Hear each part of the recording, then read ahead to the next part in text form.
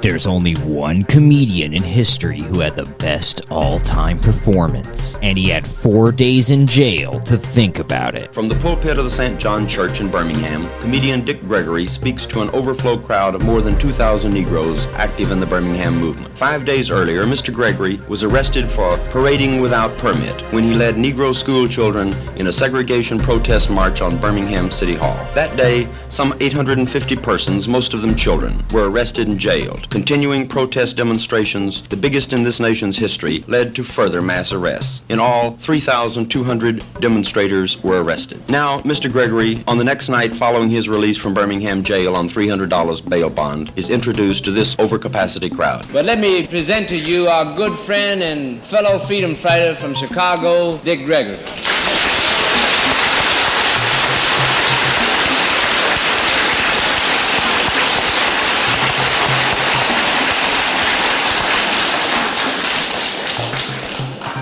Say thank you very much, and tell you one thing is sure it's nice being out of that prison over there.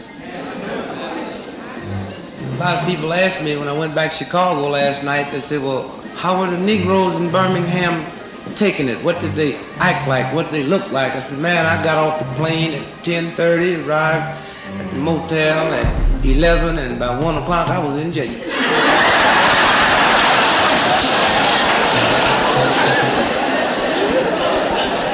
So I know what you all mean when you refer to the good old days. And I asked one guy, I said, what is the good old days? He said, 10 BC and 15 BC.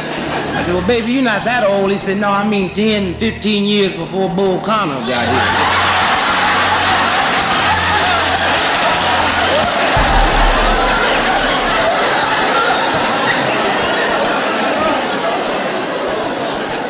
And they had so many Negroes in jail over there the day I was in. When you looked out the window and seen one of them walking around free, you knew he was a tourist. Got back to Chicago last night, and the guy said, well, how would you describe the prison scene? I said, baby, it was just wall-to-wall us.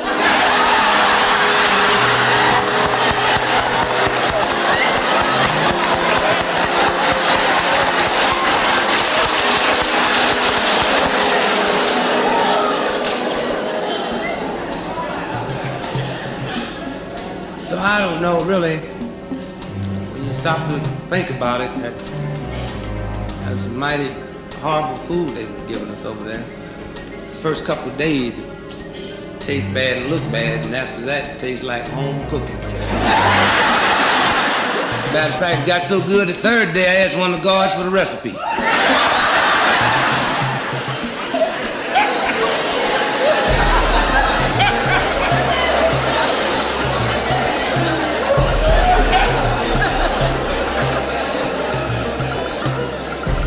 But you know, really, I don't mind going to jail myself. I just hate to see Martin Luther King in jail. For various reasons. One, when the final day get here, he's gonna have a hard time trying to explain to the boss upstairs how he spent more time in jail than he did in the pulpit. But when I read in the paper in Chicago where they had him in jail Good Friday, I said, that's good. And I was praying and hoping when they put him in Good Friday, they had checked back there Easter Sunday morning, he would have been gone. That would have shook up a lot of people, wouldn't it?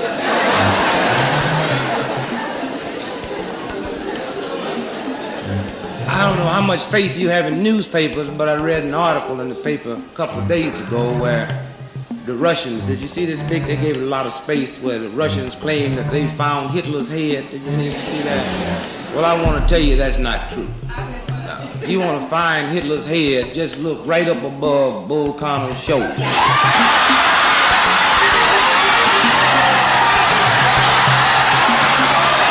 You've got to keep the white and the black separate. That's the law enforcement agencies. That's what you've got them hired for. And the governor of the state of Alabama handled it.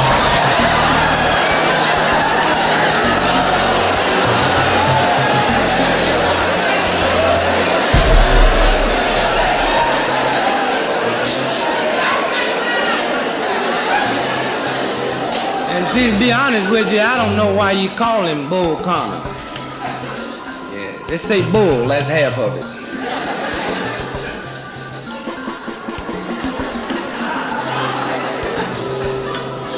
couple of them hep sisters over in the corner. But I don't know, when you stop and think about it, I guess little by little, when you look around, it kind of look like we doing all right. I read in the paper not too long ago where they picked the first Negro astronaut.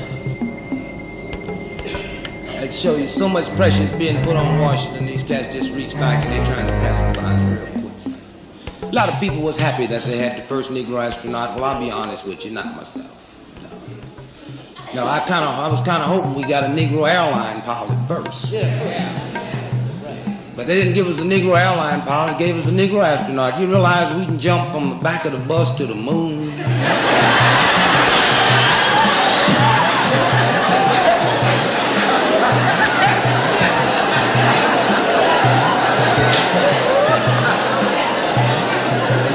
Yeah, that's about the size of it. Now, I don't know why this cat let them trick him into volunteering for that space job. They're not even ready for a Negro astronaut. You never heard of no dehydrated pig feet. I never would let him give me that job myself. No, I wouldn't. That's one job I don't think I could take. Just my luck. They put me in one of them rockets and blasted off. We land on Mars somewhere. Cat walk up to me with 27 heads, 59 jaws, 19 lips, 47 legs, and look at me and say, "I don't want you marrying my daughter, neither." Or I'd have to cut it.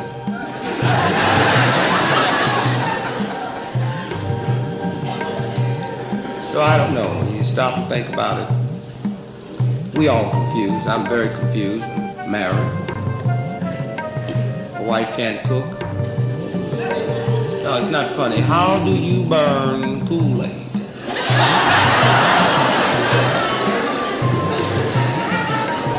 And you know, raising kids today is such a difficult task. These kids are so clever, they're so hip. My son walked up to me not too long ago. He said, "Daddy, I'm gonna run away from home. Call me a cab."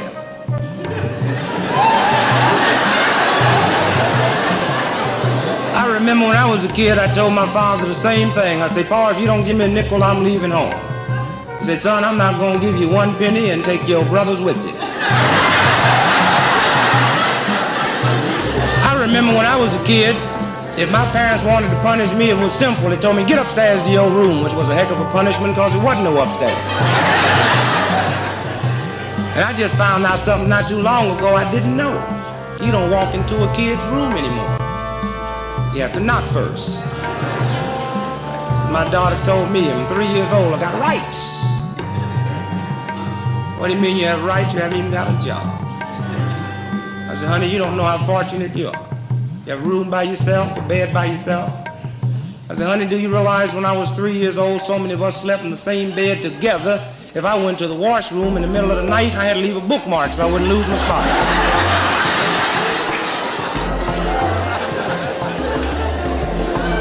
She said, "Daddy, aren't you happy you living with us now?" Well, let me tell you about this daughter of mine. Last Christmas Eve night, I walked into my daughter's room. I said, "Michelle, tonight's Christmas Eve. It's 11:30. You're 3 years old. Go to bed and get ready for Santa Claus." She said, "I don't believe in Santa Claus." I said, "What in the world you mean you don't believe in Santa Claus and I'm picking up the tab?" She said, "Daddy, I don't care what you picking up. I don't believe in Santa Claus." I said, "Why?" I said, "Because you know darn good and well ain't no white man coming in our neighborhood after midnight."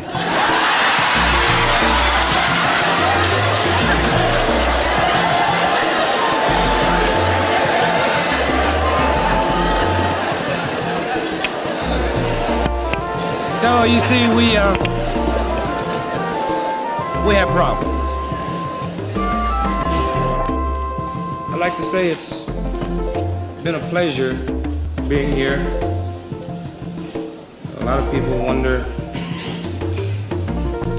why would I make a decision to go to Greenwood, Mississippi? Why would I make a decision to come to Birmingham? When I lay in my bed at night, I think if America had to go to war tonight, I'd be willing to go to any of the 4 corners of the world if I'm willing to go and lay on some cold dirt, wait for my loved ones and my friends, and take a chance on losing my life to guarantee some foreigner that I've never met equal rights and dignity, I must be able to come down here.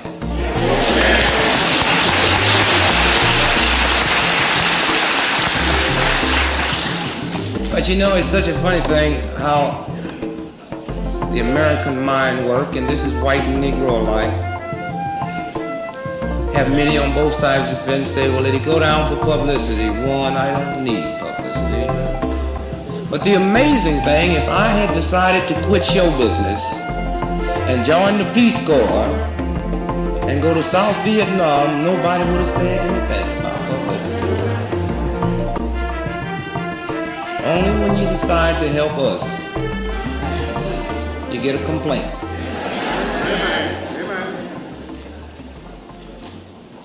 You people here in the South are the most beautiful people alive in the world today. The only person in this #1 country in the world that knows where he's going and have a purpose is the Southern Negro. Bar none. And when you break through and get your freedom and your dignity, then we up north will also break through and get our freedom and our dignity. Because up north we've always been able to use the South as our garbage can.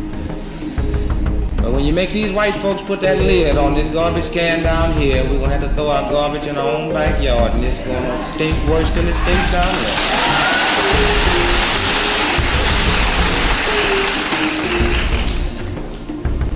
One of the greatest problems the Negro has in America today is we have never been able to control our image. The man downtown has always controlled our image. He's always told us how we're supposed to act. He's always told us a nigga know his place. And he don't mean this, because if we knew our place, he wouldn't have to put all them signs up.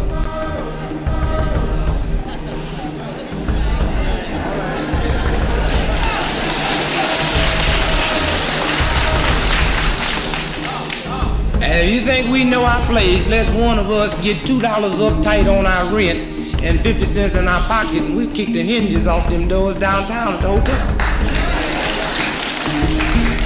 But we've never been able to control our image. He's always told us about a Negro crime rate, to the extent that you have finally decided to believe it. This is the bad part about not being able to control your image. I've always said, what Negro crime rate? Look at it. We're not raping 3-year-old kids. We haven't put 40 sticks of dynamite in mother's luggage and blew one of them airplanes out the sky. And I don't care what they say about us, we've never lynched anybody.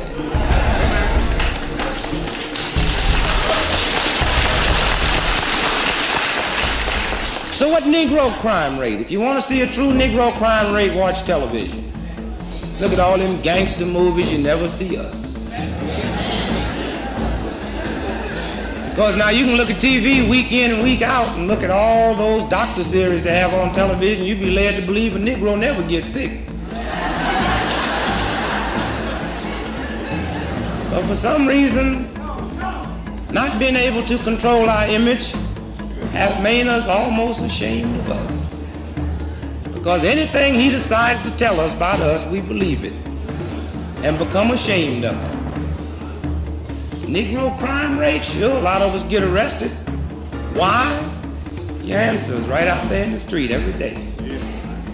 You got a Southerner out there on the police department that is probably the lowest form of man walking the earth today. Now here's a man out there, didn't like you in the first place, now he got a gun. What is your crime rate supposed to look like? They've got to the point where they've made you ashamed of relief. Don't talk to so-and-so, she on ADC. I was on relief 20 years back home. Wasn't funny, but I wasn't ashamed of it, because if they gave my daddy the type of job he deserved to have, we wouldn't have needed no relief. And today this white man, not only in the South but in America, give us fair housing, fair jobs, equal school, and the other things the Constitution says we're supposed to have, we will relieve him of relief.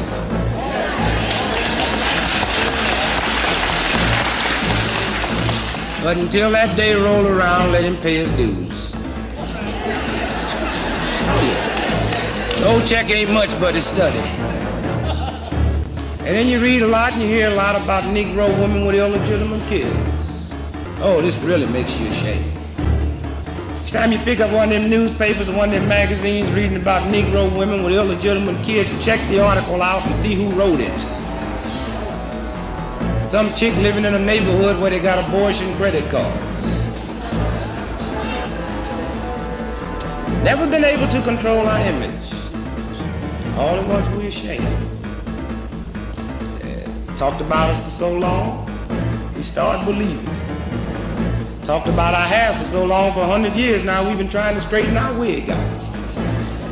And wouldn't it be wild if you found out one day we had natural hair and there was something wrong with theirs? Every time you look around and talking about a Negro with a switchblade, to the extent we don't want to carry switchblades no more. Well, I keep me a switchblade. Yeah, I got a deal going with the white folks. I don't say nothing about their missiles, don't say nothing about my switchblade.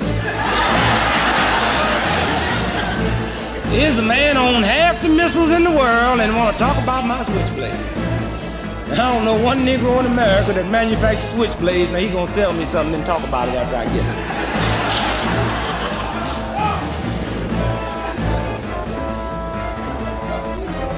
But he made a lot of mistakes.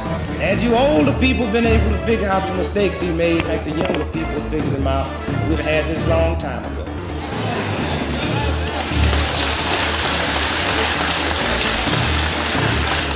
Yeah, he made a lot of mistakes.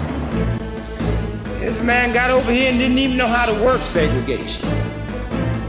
Didn't even know how prejudice worked. He just wanted to try it. Said, we got a bunch of them niggas, let's try it. And he messed up. Because any clown knows if you want to segregate somebody and keep them down forever, you put them up front. They made the great mistake of putting us in the back. We've been watching them for 300 years.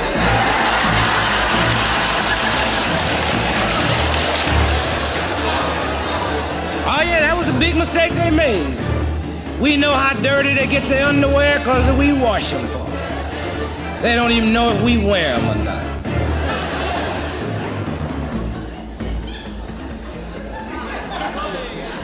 They made a couple of mistakes.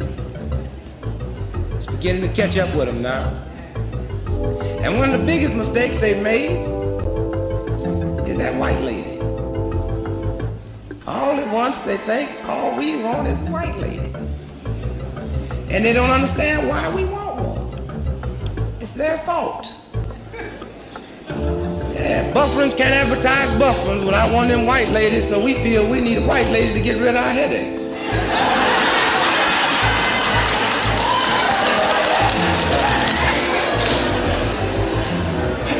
Every year, General Motors advertise them Cadillacs with them blondes and know we gonna get one of them cars. Every time I go to the movie, I can't see none of them pretty little chocolate drops and them dynamite love scenes. Show me one of them white ladies. Every time I look at Miss America, I can't see no Mau queens. Show me one of them white ladies. So what am I supposed to want? But I'll make a deal with the good white brother.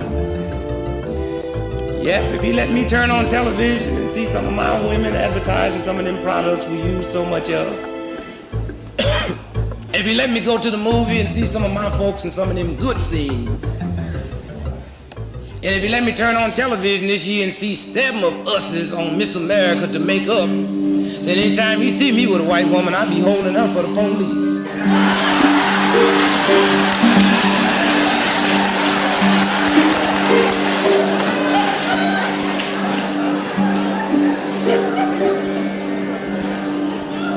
Again, I'd like to say it's completely and totally my pleasure being here.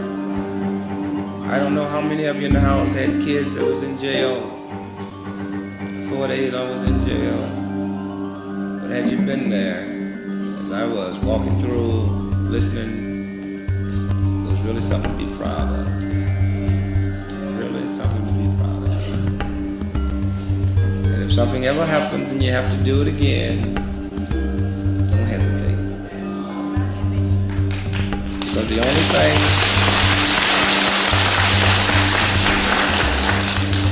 the only thing we have left now that's going to save this whole country and eventually the world is us. He taught us honesty and he forgot how it worked himself. Nothing wrong with that white man downtown. That you just have to teach him how to act. He don't know how to be fair. He don't know. We'd never complain if he was fair. Keep me a second-class citizen, but just don't make me pay first-class taxes. Send me to the worst schools in America if you must, but when I go downtown to apply for that job, don't give me the same test you give that white boy. Well, now we're going to have to teach him how to be fair. And the only thing we have to do it with is ourselves. This is it. This is all we have. He has all the police, all the dogs. Never thought I'd see the day the firemen would turn water on us in the summertime and make us hot. But they did. What these white folks don't realize is the terrific amount of police brutality that I have witnessed down here. What they fail to realize, when you let a man bend the law and aim it at us, he'll aim that same law at you.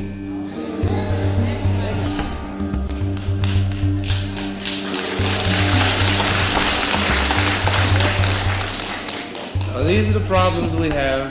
Again, I am as far away from you as Delta Airline is. Anytime there's any problem, I will be back. Thank you very much. God bless you.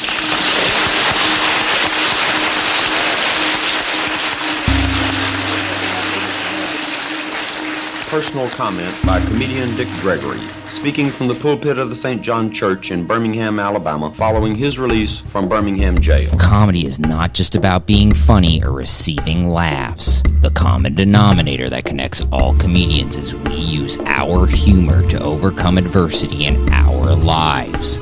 Dick Gregory elevated his comedy to help the audience overcome adversity in their lives. Comedians talk the talk. Only Dick Gregory truly walked the walk. Comedians are the most selfish group of entertainers, yet only Dick truly exemplified altruism. His life and comedy were about helping people. Wherever injustice was, Dick Gregory was only a flight away. Shot in the leg in Watts and was arrested over 100 times during his activism. He ran for president in 1968. Dick Gregory did more to change America for the better than any comedian, and is the only political comedian who never alienated his audience. Dick Gregory retired from comedy at 41, fully devoted to his activism for civil rights. Dick was a legend amongst legends. Muhammad Ali called him a great man. Friends with John Lennon, Yoko Ono, Michael Jackson, Medgar Evers, and MLK were dear friends to Dick Gregory. Unlike Medgar and MLK, the FBI couldn't kill Dick Gregory. There are only 3 comedians who made jokes that warranted FBI assassination: Lenny Bruce, Woody Allen, and Dick Gregory. The FBI had assassination plans for Dick Gregory on record. The most powerful people on earth were threatened by a comedian from Chicago